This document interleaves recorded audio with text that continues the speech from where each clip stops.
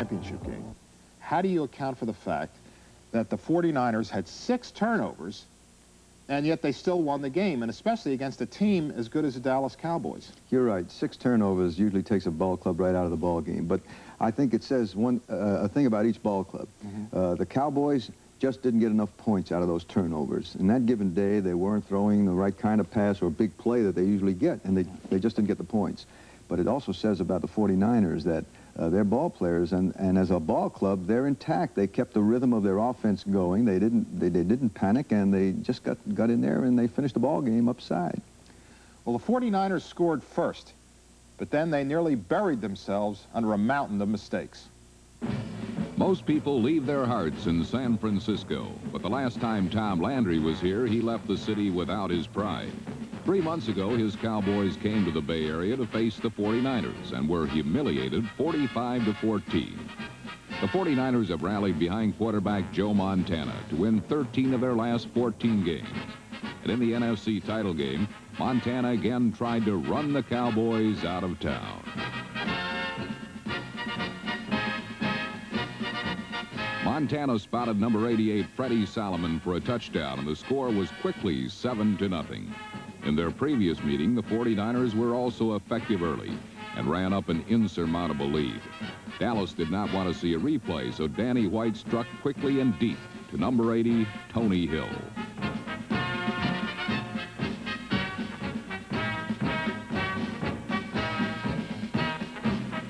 White's success came from a head fake as he lured the 49er defense with a glance to his right, then turned to throw a perfect pass to the streaking Hill.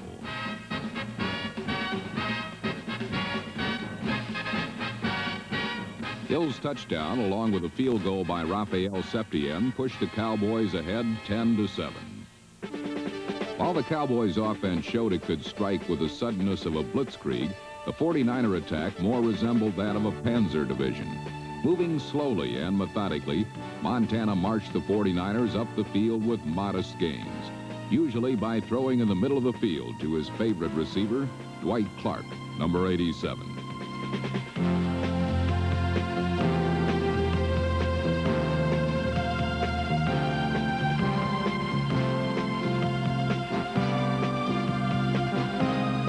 Clark finished 1981 as the NFC's leading receiver, and in the first half alone, he caught 5 passes for 86 yards. Realizing the Cowboys would become wary of Clark, Montana tried to surprise them by throwing deep to another receiver. But Dallas's Everson Walls loves surprises.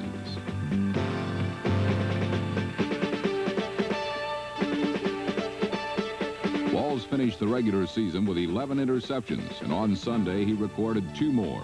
San Francisco held Dallas on downs, and Montana again drove the 49ers deep into Cowboy territory, this time staying with the original game plan.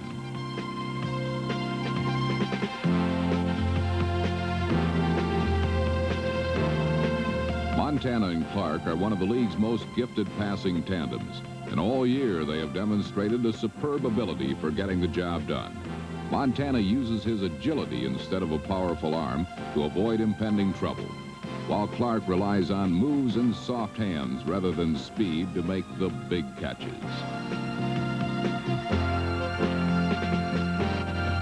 The touchdown put the 49ers ahead 14-10, a condition Dallas saw as only temporary.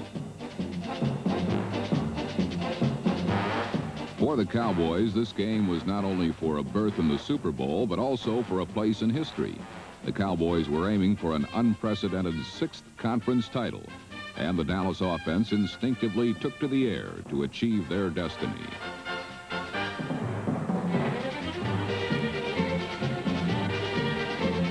Number 42, Ronnie Lott's interception seemingly foiled Dallas's attempt to regain the lead, but Lott was penalized for defensive interference. Throughout the year, the 49ers' gambling secondary has reaped big dividends, but this time it failed, and running back Tony Dorsett quickly levied the fine.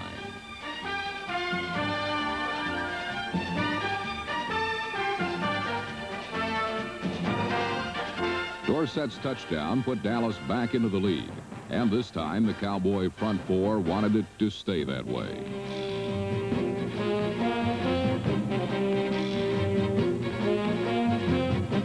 Montana encountered tremendous pressure as number 72, Ed Jones, stunted from his end position to make the 49er quarterback feel the reconditioned candlestick turf. Meanwhile, teammate Harvey Martin took a more direct route and not only took down Montana, but the ball as well.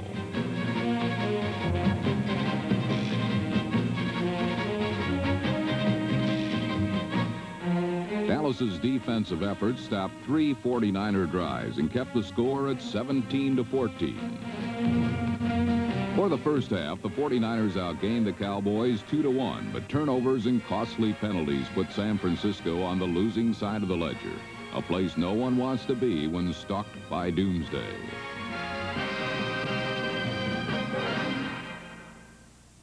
The 49ers offense really mystifies me.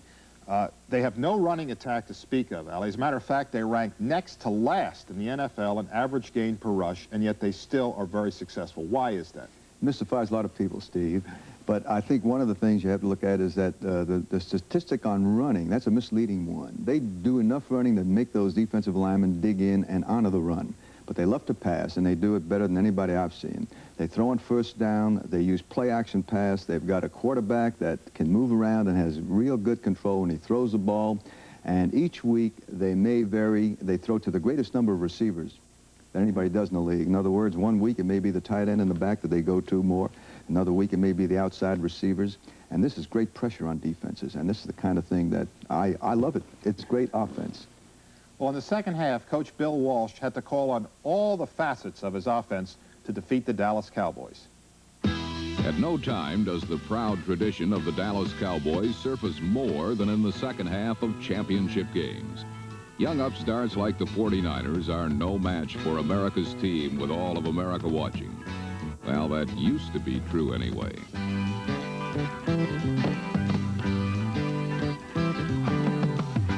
Bobby Leopold's interception set up the only touchdown of the third quarter, giving San Francisco a 21-17 lead. Such brash behavior by the Cavalier 49ers provoked the appropriate response from Dallas. The Cowboys went about putting the presumptuous 49ers in their place.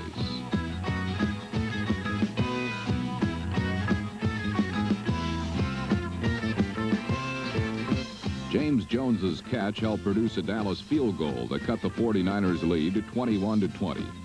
Moments later, following a San Francisco turnover, the Cowboys appeared to lay the 49er dreams to rest for good. Danny White found number 84 Doug Cosby for the go-ahead touchdown.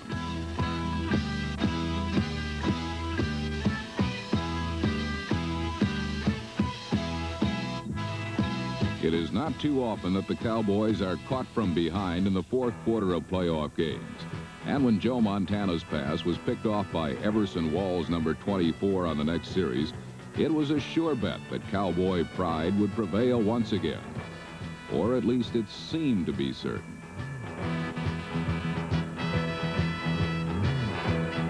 With 4 minutes 54 seconds left in the game, San Francisco trailed 27-21. The 49ers had the ball on their own 11-yard line. All Joe Montana had to do was take his team 89 yards. Dallas immediately employed 6 defensive backs, knowing that the 49ers' only hope was their sophisticated passing game. The Cowboys were wrong. Utilizing Lenville Elliott, number 35, the 49ers ran on 5 of their first 8 plays, foiling Dallas's prevent defense.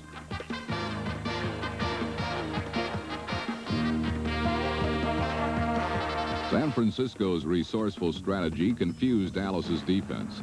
The irony of the moment was crystal clear. So many times in the past, it had been the Cowboys relentlessly driving for the winning score.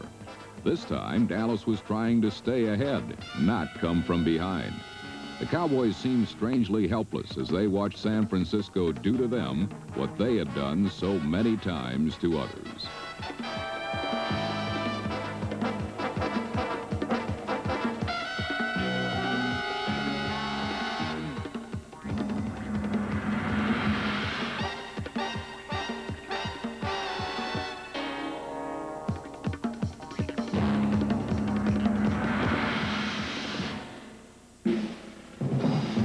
58 seconds remaining in the 49ers on the Cowboys' 6-yard line, Joe Montana and Dwight Clark ended the masterful drive in spectacular fashion.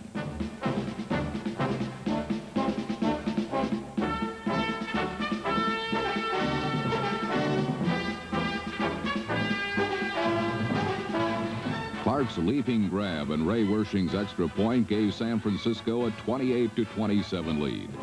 Another look at the touchdown reveals the two primary reasons for the play's success: Montana's poise in the face of a devastating rush, and Clark's tremendous athletic ability.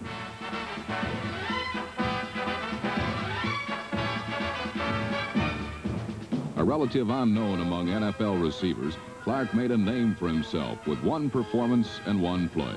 With less than a minute to go, Clark and his mates had every reason to smile.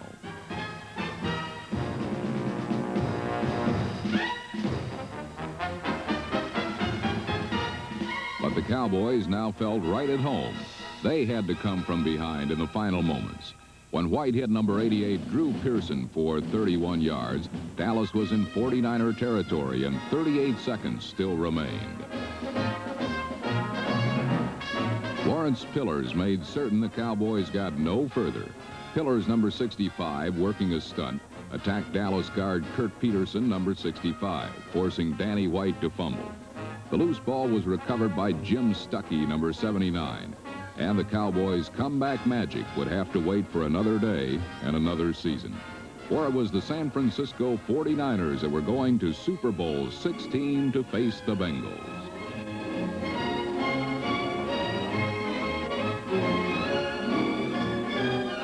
For the 49ers, the 28-27 victory over Dallas was quiet vindication. It was a season in which no one was quite sure just how seriously to take the 49ers. Many felt that the Cowboys would burst San Francisco's bubble, but the 49ers simply did not allow it to happen. There can be no doubt that the NFC's best team is on its way to the Super Bowl.